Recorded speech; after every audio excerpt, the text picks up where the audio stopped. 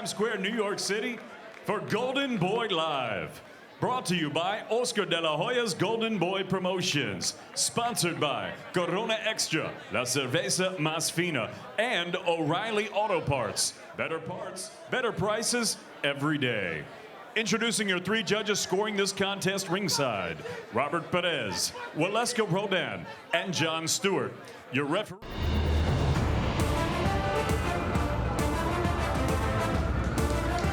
This is New York City, where I was born and raised, the Mecca of boxing. My name is Danny Jacobs, and this is my city. I'm leaving with that championship tonight. Don't you think about touching that dial, because tonight is the premiere of Golden Boy on Fox.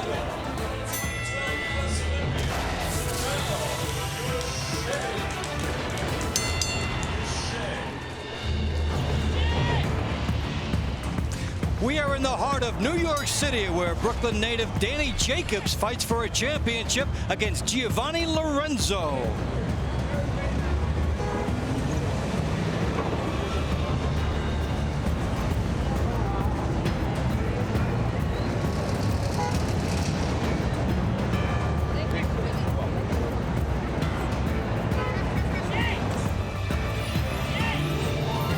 If you happen to be at the corner of 44th and 7th, then you're outside the Best Buy Theater, but we're inside right now as Terrell Gausha takes on Austin Markham. 6 rounds in the super middleweight division as we get our maiden voyage of Golden Boy on Fox. Let's get to the action right now.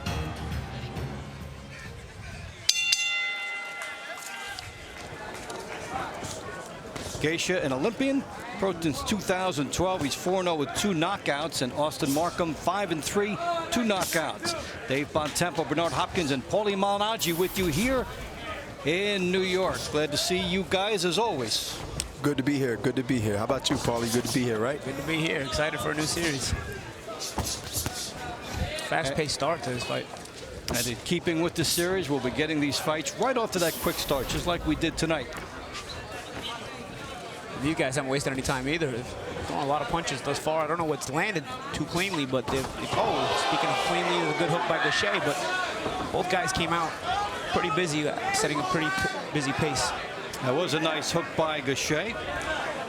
And it's still early, too. I mean, they both still dry. I don't see any sweat. Paulie, you know, these, up-and-coming young guys, they'll learn how to break a sweat before they come out, in the ring as time go on. But look, they trying to establish themselves and work the jab, and that's good. Oh, absolutely. You know me, man. I'm always a big believer in the jab. When Gausha came out, he's probably thrown about 50 of them already. Well, in the last time we got a chance to see him on the undercard of Canelo and Trout, he scored a 4-round win over William Waters, but he was down in the first round.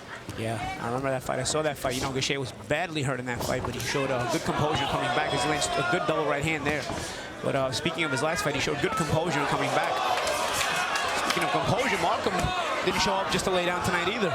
Markham remembers the first round of that fight, perhaps, back in April. Sees some opportunity for himself. Whoever starts to throw the jab correctly and often will be set the tone and the pace for the fight, because they're both young, they both starting off as far as the ranks of the professional, and they fighting 6-rounders. So this is a chance to get cobwebs out, and also to to work on the basic stuff for boxing, and that is to jab, the right hand, the combinations after that. Oh, absolutely, man. A lot of the times the jab is not just for offense, it's for defense too. It protects you, keeps the other guy from setting his own rhythm up, his own offense. Austin Markham coming in from the West Virginia circuit, so that's not necessarily a stronghold for boxing. And what we're going to find out maybe is how his chin is. You figure that he'll be hit with some shots that he hasn't been hit with before in terms of its intensity. But he comes in here with an attitude that he's going to do something. Those guys not shy, man. Pretty confident in their offense. Here comes Gausha with a good right hand. He works the body well. I mean, to me, Gausha is a more fundamental sound guy. Like, he has the combinations. He's throwing the right punches at the right time. And that seems to be working for him right now.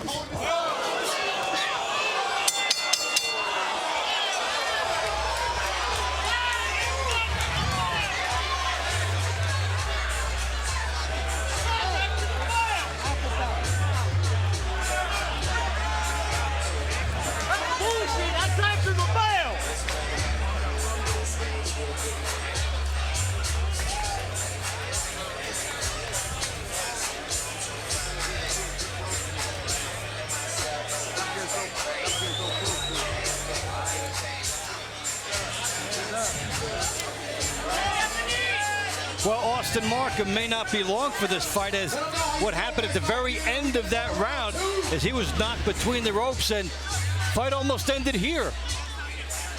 Yeah, there's a combination by Gausha. Lands a good right hand there, and it kind of doubled Markham over. He felt it. And also the right hand, see, throwing a jab, but he got caught with the left hook right there, then the right hand. I mean, he's really out on his feet right now, even though the bell rung. And the referee still has to count. He still has to give him the count. Well, the ropes kept him up, so the rule is if the ropes keep you up, call the knockdown. We start round 2, Terrell Gausha and Austin Markham. And Markham will get an achievement if he gets through this round. He was out on his feet, and this fight was nearly over at the end of round 1. Strange occurrence, but the bell, maybe the bell can't save you, but it was divine intervention for him. I'm gonna play devil's advocate. I think a little bit. He definitely felt the punches, but I think to a degree he wasn't as hurt as he tried to make it seem. I think he was hoping that maybe the ref would think Gausha landed after the bell as well, because he seemed to recover pretty well, and he came out here throwing punches already. So you think he had the presence of mind to? Yeah, it'd be interesting to do that. I'm not gonna say he didn't feel the shots, and as you can see, he's lively again here. I'm not gonna say he didn't feel the shots, but I'm just gonna say I don't think he was as hurt as he made it out to be. Gausha trying to get right back on him, and he hurt him again. Well, I think it's just about the time the body shot really took a lot of weight from him. This is where it ends. It ends here. Yeah, he spaced mouthpiece out. That's the body shot. This is over as Benji Estevez gets in. There were 3 big shots, the head shots, the body shots as well. Now, these came down like thunder on Austin Markham. Talked about the West Virginia circuit, and you know, you step into New York and it's a different level altogether, and you can sustain maybe 1 shot, but 4 shots like that he couldn't do here. I mean, Marcus has the style, he has the body, he has the attitude. He went to the body, he's seen Paulie that he got some justice out of that. He got his attention, and then he follow up with more body shots, as we see here. I mean, yeah, and he saw that one, doubled him over. I think that's the circuit thing we're talking about. You don't get hit with shots like that until you come up to this spot right here. And you can see the reaction after the knockdown. He's spitting his mouthpiece, trying to almost pull his cup down lower so he can get maximum breaths. The body shots hurt him badly. And that last one, too. That last hook to the body. I mean, he showed killer instinct. And when you get a guy hurt, you take him out of there. Watch this last left hook to the body. Right there. No, wait, it's going to be the last. Right there. As you can see his reaction. If he right underneath the elbow. If he would look back at it, he would say that there were 2 shots I didn't need there at the end. Watch it. He's going to go right underneath the elbow. You can almost see him react. That was the shot. Yeah. That was the last shot that really done him in. Yep. He spit his mouthpiece out. And listen, you can shake head shots, most people, but body shots. How do you shake body shots out? You don't. Unless you're doing a funny dance out there. But they're not meant to shake out, and it's very hard to shake a body shot out. And you know, X, even if you recover from a body shot, you never fully recover because it does take that wind out of you, you know? Absolutely. It causes that fatigue factor. Not to mention the ribs, and you have all that possibility in there. And he was having trouble breathing as he was drilled. And Terrell Gausha does not leave it to chance this time, as it's fireworks for him in this bout, and the end will come in round 2. So he will go to 5-0 with 3 knockouts. And let's get the final numbers from David Diamante. Ladies and gentlemen, referee Benji Estevez calls a halt to this contest. The official time of the stoppage, 1 minute and 4 seconds into round number 2. Your winner by knockout from Cleveland, Ohio, Terrell Gausha. So Terrell Gausha improves and keeps that nice mark going. Guy that we'll keep our eyes on in the sport of boxing as he comes up with a nice early knockout victory here. And they called a knockout even though the count was stopped at 5 for medical reasons and to give Austin Markham a little bit more of an edge in terms of getting medical help. Hey, you get a look at the final punches. Tonight's CompuBox stats are brought to you by ThrowdownFantasy.com. Play weekly draft-style fantasy boxing games for cash. And Gaethje with a 49% connection percentage, and Markham 23%. When you get up in that 49-50% range, you often are going to knock your opponent out. And that's what we end up here.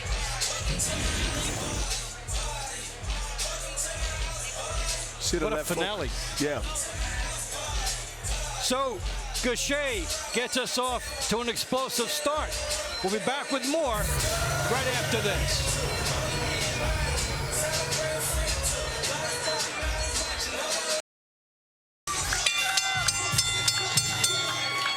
Ladies and gentlemen, once again, good evening and welcome to the Best Buy Theater here in the crossroads of the world, Times Square, New York City, for the main event of the evening. Brought to you by Golden Boy Promotions, sponsored by Corona Extra, La Cerveza Más Fina, and O'Reilly Auto Parts. Better parts, better prices every day.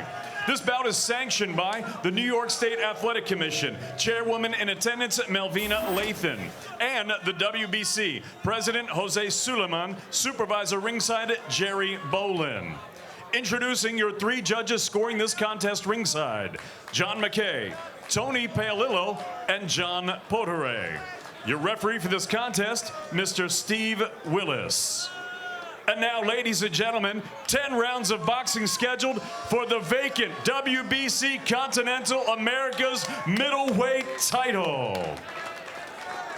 Introducing first, fighting out of the red corner, he wears black with orange. He weighed in at 158.6 pounds. His professional record, 32 victories against 5 defeats. He has 24 wins coming by way of knockout. From New York, New York, the former world title challenger, El Chico Malo, Giovanni Lorenzo.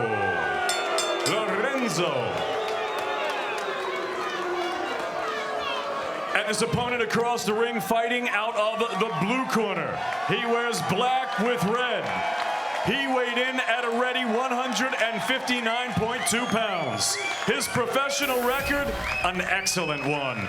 25 victories, only 1 defeat. He has 22 wins coming by way of knockout. From the beautiful borough of Brooklyn, New York, the Miracle Man, Danny Jacobs.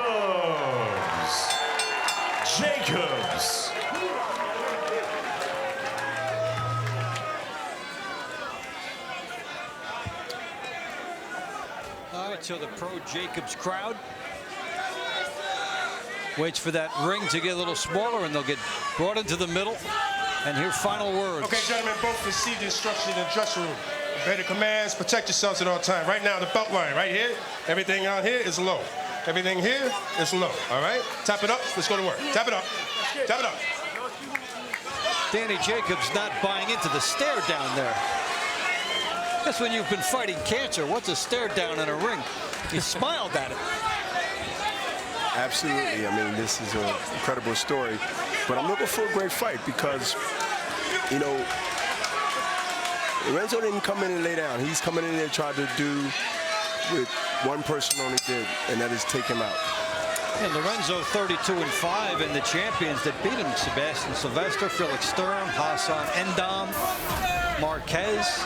Also lost to Sam Solomon. That's a good group. Now, Paulie, what does a guy have to do to just get over the top in those fights? Well, here's the thing. A lot of them were in those guys' home countries. So, again, you don't know how those fights really went. For example, the Sebastian Sylvester fight was for the IBF middleweight title, a world title, and it was a split decision in Germany. You know, Sylvester was the German fighter, you know. So a lot of, a lot of the way Giovanni Lorenzo's career has played out has been a little bit of bad luck as well. He's had to take these big fights, not just in guys' hometowns, but guys' home countries, where it's always tough to win.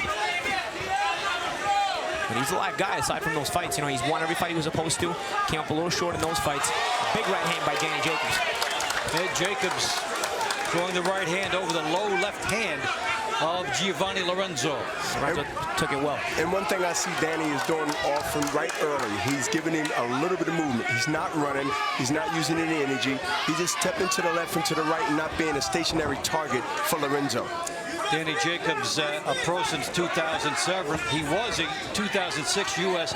amateur champion, so that boxing background is there.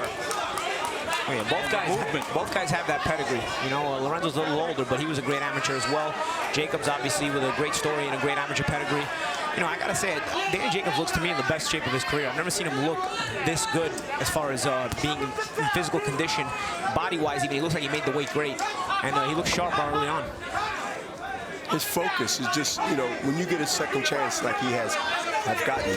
I mean, his focus seems to be, I'm taking it, I'm going for it, I got a second chance. I'm going to do what I have to do in the gym and also in this fight to try to go ahead and establish myself as a major, major player in the middleweight division. Make every minute of your life count. Well, you have He's to. been able to do. You don't know what's ahead, so you maximize now. And he's been a real inspiration. Double jab here for people that have to fight against this and the intimidation that all brings, the fear that all brings. Now you see a star here fighting back. But Lorenzo has he has his own dreams, and you know, talking to him, he has, you know, that demeanor and he has that confidence. He believes he can come here in New York and beat Danny Jacobs, and that's what I got from him in my conversation. And he's coming here to try to win. He's been in, like Paulie mentioned earlier, which is correct, he's been in it with quality and world champions. So he has the experience of that type of atmosphere. Always in their countries. This time, he's not even leaving the country. He's just got to go to the home city. So Jacobs and Lorenzo come to the end of round one.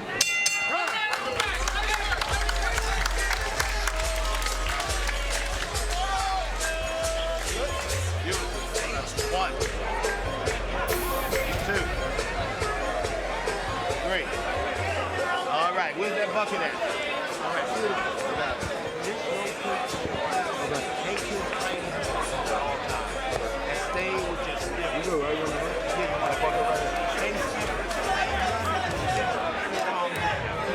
popping them up and down with us. All day. ¿Entiendes? Responsable. Estamos bien, estamos bien. Estamos bien. Tú eres campeón. Y la derecha por el medio. Un gancho. Sí, yo sé que tú lo vas a agarrar. Tranquilo, Giovanni. Fácil pelea. Come on. El tipo no tiene nada. El tipo está dormido. Claro. Tengo nada. Es derecho pelea. Round two, Danny Jacobs and Giovanni Lorenzo. Nice middleweight matchup.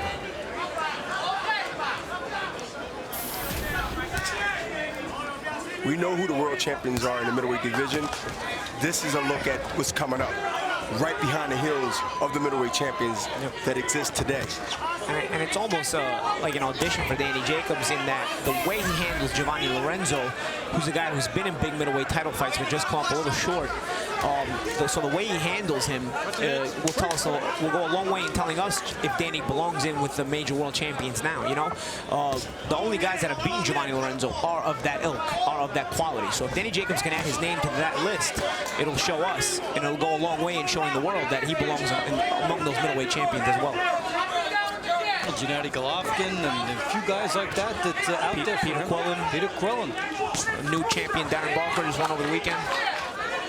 I'm starting to see Danny use his jab a little more, which Lorenzo is not doing. And if Danny continued to throw more than, you know, just one jab and touch him and set up other punches after that, you know, I like to see the reaction of Lorenzo as the rounds go on. Absolutely, you know, and it's keeping Lorenzo off balance, it's keeping Lorenzo's rhythm from getting any momentum. Lorenzo giving a lot of jittery stuff, but no jab. Just missing over the top with the right hand with Giovanni Lorenzo as he tried to lure Danny Jacobs into him. Try to set a little bit of a trap. Both guys, the schooling, you see the jab, they jab at the same time, need be. Play off each other, try to cut off the ring, and have to like the balance they have, even after they miss a shot, how they're in position to defend themselves and also to take the next chance. Lorenzo just hit Jacob with a good right hand after the jab, you know, which is, you know, there for both guys. Both guys have an opportunity to get those punches off. It's just who's going to get there first, Paulie. Absolutely. And you can't get reckless. Both guys are quality enough to where if the other one gets reckless, they will pay with some sharp counter punching. There's a jab getting in here by Danny Jacobs, jabbing and moving.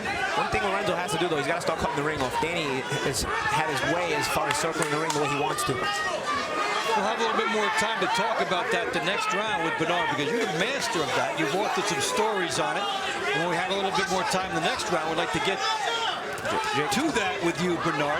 Well, Lorenzo right now is putting more rough stuff on that Danny, and Danny didn't like that. Danny reacted, you know, sort of not complaining, but he sort of didn't like the way Lorenzo was doing certain things to him.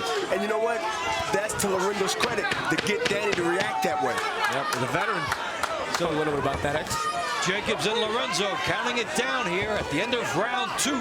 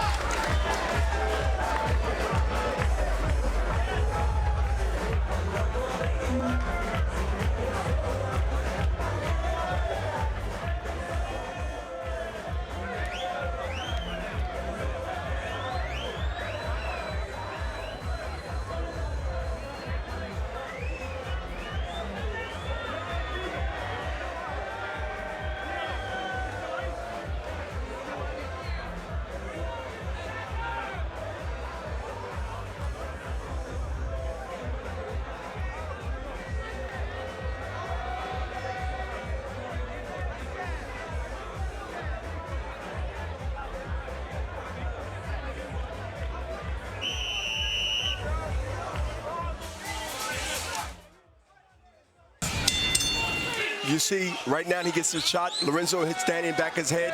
Danny's reaction. That's the thing, you got to be careful with complaining. It's protect yourself at all times. You get caught, you can get hit with another shot while you're complaining. Into round 3 we go. Danny Jacobs against Giovanni Lorenzo. Guys with real good records and a good pedigree. We're here at the Best Buy Theater in New York as a warning for Lorenzo. Lorenzo shaking his head like Danny's a crybaby, but he knows what he's doing. He's trying to get in Danny's head. And Lorenzo also know that this is something that, you know, he don't mind, you know, because he seemed to be taking the play. And it didn't seem like a hard punch that Danny got hit with. But you know what I like to see Danny Jacobs do? This is the part of that growth and development. Take that left jab. When Lorenzo has his hands down, nice jab at his chest, jab at his body, touch something, touch his shoulders. Get the feel of the guy and stop reaching for the head with the jab. If it ain't touching the jab or the head, let the jab touch the body. He just did it with the body shot with the left jab. That stops everything, and then he can get off other punches. And then tries to send a message there, and then goes in to try and say no harm intended. And we resume. Dave Bontempo, Paulie Malignaggi, and Bernard Hopkins with you here in New York as Lorenzo lands a good, stiff, solid jab. But I like what Danny did about a few seconds ago. He pushed Lorenzo back hard into the ropes, kind of let him know, hey, listen, you're not going to get rough with me. As you take a look, tonight's CompuBox stats are brought to you by ThrowdownFantasy.com. Play weekly draft-style fantasy boxing games for cash. Third round here. Go ahead. Danny has a mouse. If you see it, once he turns around towards us, he has a mouse on the left side, maybe a cut. And he knows he's cut, so he's trying to right now take advantage of the opportunity to try to get punches. He's got to be careful. He's got to be careful.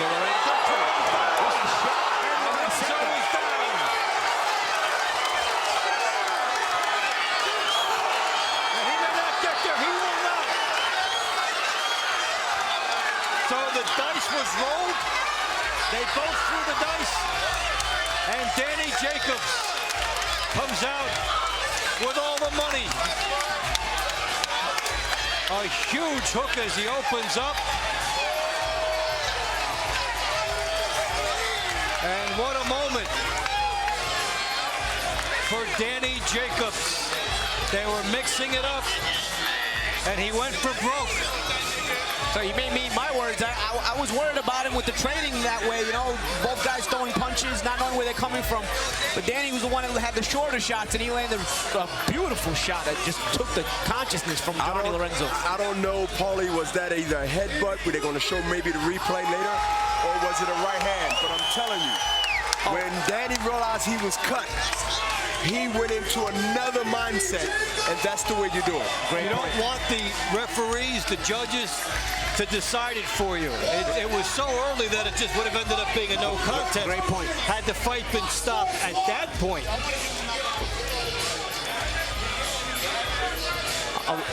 A lot of times what happens, you see the other guy's blood and it wakes you up. Well, Danny saw his own blood.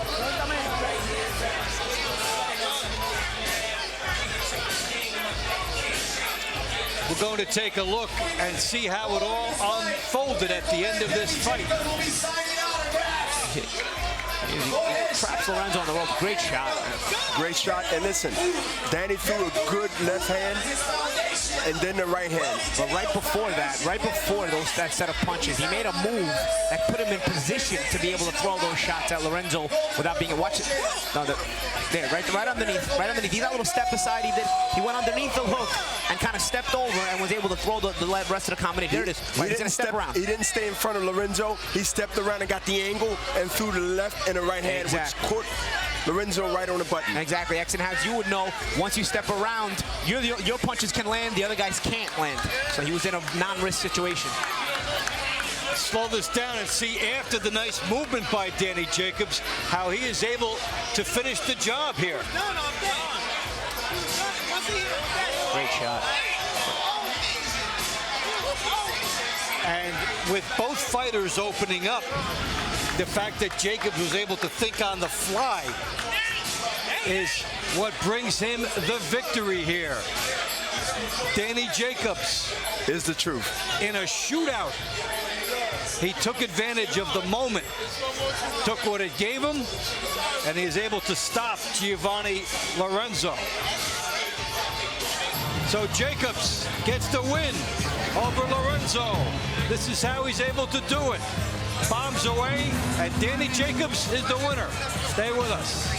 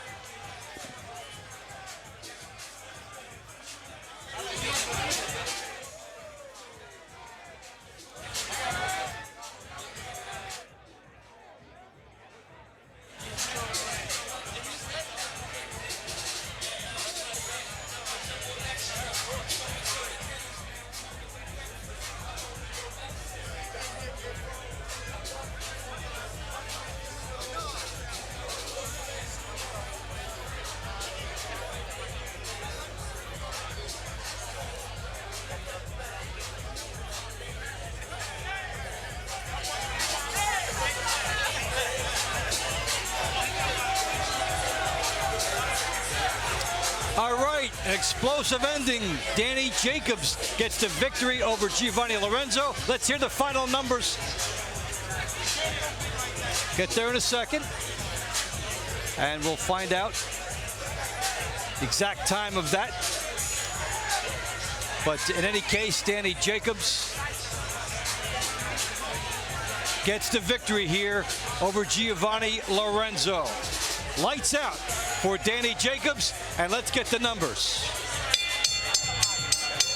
Ladies and gentlemen, referee Steve Willis calls a halt to this contest. The official time of the stoppage, 2 minutes and 5 seconds of round number 3. Your winner by TKO and the new WBC Continental America's Middleweight Champion for